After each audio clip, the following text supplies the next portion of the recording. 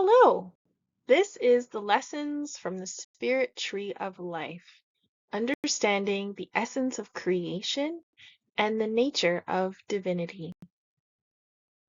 My name is Thayer, and I'm a counselor. I like to help people with a variety of life challenges.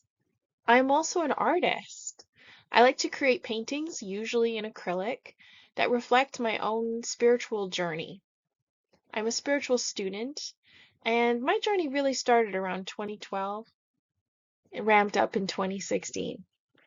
In this presentation, I'm going to be sharing with you some of my creations and explaining their significance. This first painting is called The Presence of Love, and this is really where my spiritual journey took off. Back in 2016, I was going through a really hard time and feeling a lot of negativity and depression and despair. One night, I experienced the extraordinary miracle of a beautiful presence of love that just poured into my body. And I could say that I had experienced love before in my life many times. I had lots of very loving relationships, but this love was like something I had never experienced before. It was magnitudes larger than I had experienced in my normal relationships. And the only thing that I could understand that this was the presence of divinity itself. It was so, so clear to me at that time. I started experiencing it more and more in my life at that point, and I started having a lot of really beautiful realizations at that time. And I started painting about them. Eventually, in the fall of 2024, I had another revelation. It came to me. This beautiful painting called The Spirit Tree of Life shoved its way into my brain in a huge download. And I realized that not only was it meant to be a beautiful picture, but it represented a spiritual teaching. Every element of the painting had something of deep significance. So I painted it, and I'm going to be explaining this painting to you in this video. It also came to me at the time that this painting was not meant to be just one image, but a series of images and a little story that went along with it. And that it was meant to be a children's picture book called The Spirit Tree of Life, the Essence of Creation. And so I started working on this in April of 2024 and finished it in September of that same year. Now I'm going to go through every page of this book. First, we're going to read the story, and then I'm going to go through each image and explain it in more detail. So here goes. Once upon a time, a beautiful tree grew out of infinity. She sprang into being on the wings of the beloved mother, in the light of the beloved father. Stretching her branches high in the air, she birthed herself in all directions. On her beautiful branches, she grew beautiful buds. These buds became her beloved sons and beloved daughters. They each reflected one another in perfect balance and perfect harmony. During the warmth of each day, the beautiful buds donned mother's leaves in every shape and size. They joyfully played storytelling games in the rainbow spectrum of sunlight. The beautiful buds were allowed to play all day and tell as many stories as they wished until they became tired. During the cold of each night, they cuddled close to Father's light, whose love beamed equally upon each one, chasing away all darkness, bringing comfort and deep rest. As the beautiful buds grew up, they became beautiful branches. And as these branches grew further, they grew beautiful buds of their very own. In this way, the spirit tree of life goes on and on. Forever and ever, this tree grows. So sleep tight, beautiful buds. Allow yourselves to peacefully rest, knowing that tomorrow you can wake up and continue enjoying the never-ending story of life. So now that we have finished reading the story, I'm going to go through each picture and explain in more detail what each picture means. What is the significance of both the words and the images? So for this one, once upon a time, a beautiful tree grew out of infinity. Infinity represents divinity itself, which is the source of consciousness. It is a formless energy field. It has no beginning and no end. It is the source of sentience and life. This energy is a source of stillness, silence, peacefulness, and lovingness. I was thinking it would be more accurate to depict this energy field as a blank white space, because it represents divinity unmanifest, prior to any form. But then I realized that this might be confusing to the reader, and it was important to understand that this consciousness, this field, is not devoid. It is not a void. It is actually, prior to form, it is full of potentiality. It is everything. It is also the same essence that permeates the entire tree, and so I have depicted it as this sparkly, light-filled space.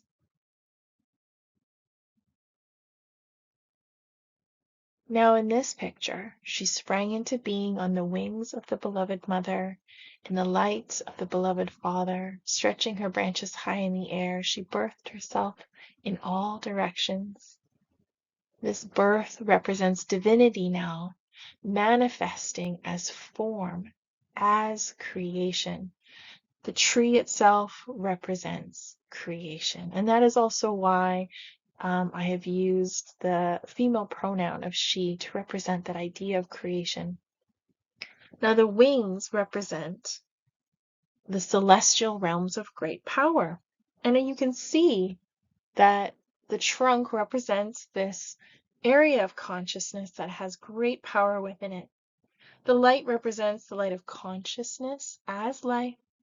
And it's important to note that the tree and the source are one. They are not separate from divinity, but all is divinity itself.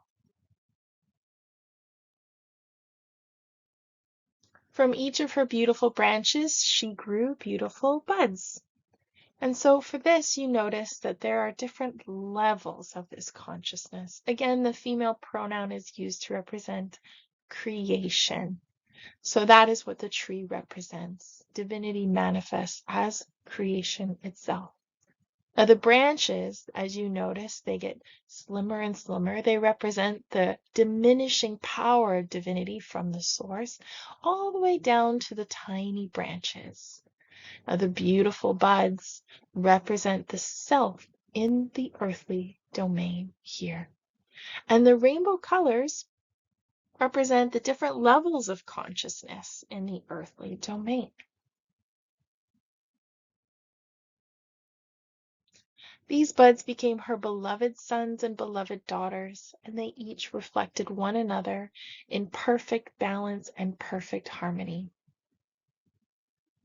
So this picture represents the difference between duality and non-duality. These buds represent the human self, the human souls. And now you can see the colors on these souls. You can see right here, we have sort of a gold color, and this is a silvery blue color. The colors represent the taking on of a separateness, a sense of separateness, an ego or a personal self, also known as karma. And so now these buds have this sort of illusion of a separation, whereas these ones over here do not. They are seemingly just as one with the tree. The gold represents the masculine energies, or the masculine or yang expression. And the silver represents that feminine energy, feminine or yin energy. And you can see this even looks a lot like the yin yang symbol here, and that's on purpose. It's important to note that this separateness is only an illusion. The buds are still connected to the tree, connected to the wholeness, but now they have an illusion of being separate.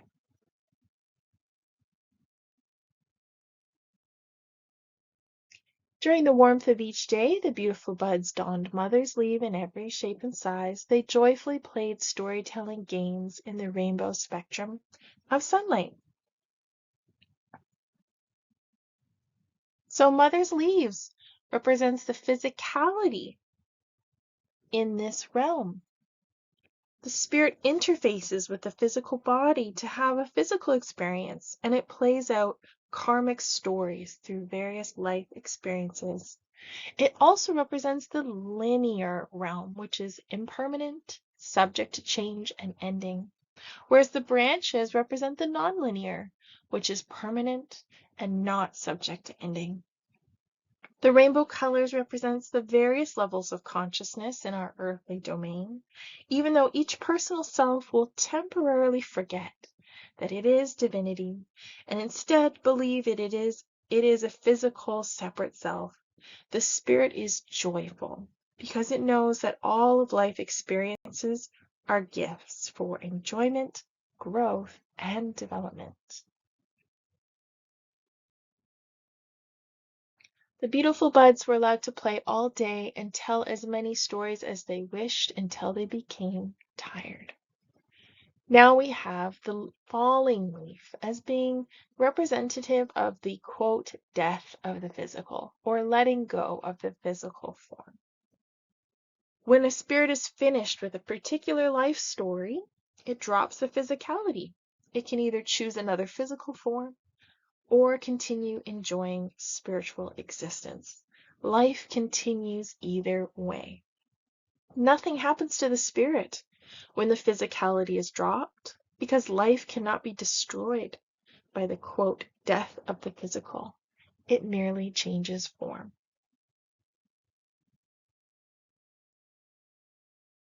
During the cold of each night, they cuddled close to Father's light, whose love beamed equally upon each one, chasing away all darkness, bringing comfort and deep rest. So here we have the love of divinity. And the cold of night represents suffering and negativity experienced in the earthly domain due to that illusion of separateness, which can be greatly alleviated by turning towards Father's light, representing divinity as the light of consciousness. By supplication and prayer, the infinite lovingness of divinity is equally available to everyone. Just like how the sun shines on all beings, darkness is experienced as one turns away from the light, and darkness is automatically dissolved as one turns toward the light. All experience is by free will and choice. To choose to experience divinity is to experience love and peace. This one's my favorite. As the beautiful buds grew up, they became beautiful branches. And as these branches grew further, they grew beautiful buds of their very own. Now, this picture represents evolution, and specifically creation as evolution, as they are both one and the same thing. The growth of the tree represents that creation as an evolutionary process. And lucky for us, we get to be the next sort of evolution up until the angelic realm. So the buds growing into branches represents that human realm evolving into the angelic realm. And as they continue their evolution, They can choose to assist others. And so the image of the branches growing new buds represents angelic beings helping to support those in the earthly domain. It is wonderful to know that everyone in the earthly domain has guardian angels that are available for support by supplication and prayer. One day, if you're listening to this, you might get to be an angel. In this way, the spirit tree of life goes on and on. Forever and ever, this tree grows. So the image of this tree represents all of the prayer images put together. The tree represents the nature of divine oneness. It can be thought of as our true family tree. It invites us to see all of life as our family and as part of ourselves. It is a symbol of the infinite love and ultimate unity of all beings, because it's really all just one thing. Here is an excerpt that I found from the Katha Upanishad, which was translated by Eknath Easwaran. Now, the Upanishads are texts that date thousands of years ago that have been part of the development of the Hindu religion. Now, that says here, the tree of eternity has its roots above and its branches on earth below. Its pure root is Brahman the immortal, from whom all the worlds draw their life, and whom none can transcend, for this self is supreme. Now let's just go over the elements of this picture quickly again. I'm going to recap. The base of this tree here represents that divinity unmanifest, or the source, the divine source, prior to form. Whereas the tree itself represents divinity manifest as creation, as all things. The infinity symbol represents infinite creation. The source is infinite, and the tree is also infinitely growing. The sparkly light-filled stuff is consciousness itself, which is the source and essence of all that exists. The trunk and the wings represents that area of very high spiritual beings that we might consider and call archangels. And then the branches represent the reduction of the levels of power coming from the source all the way down to the tippy tips, the little buds, which represent the souls, the spirits in the human domain. That represents us. And there are many levels of angelic realms before you get to us. The gold leaves represent the physical and the masculine energy, and the silver leaves represent the feminine. The different colors represent the different levels of consciousness in our human domain. The leaves represent the physicality, the physical self. The dropping of the leaves represents physical, quote, death, whereas the bud that continues on represents that continuation of spiritual life, or just life, I guess you could say. Now, the light in the middle represents that light of consciousness. It also represents divinity transcendent, bigger than any one thing. Whereas the light inside the tree and inside each leaf bud represents divinity immanent, inside, as well as the different level of self-realization. The radiating gold light that you see represents divine love, which bathes everything and everyone equally. So this picture is meant to represent a spiritual teaching all of itself, nice and complete, and then the story just helps to illustrate each part. Finally, the last page. So sleep tight, beautiful buds. Allow yourselves to peacefully rest, knowing that tomorrow you can wake up and continue enjoying the never-ending story of life. Now in this image, we now have a close-up view of those little buds on the tree, and inside each one, you'll notice another infinitely growing tree inside.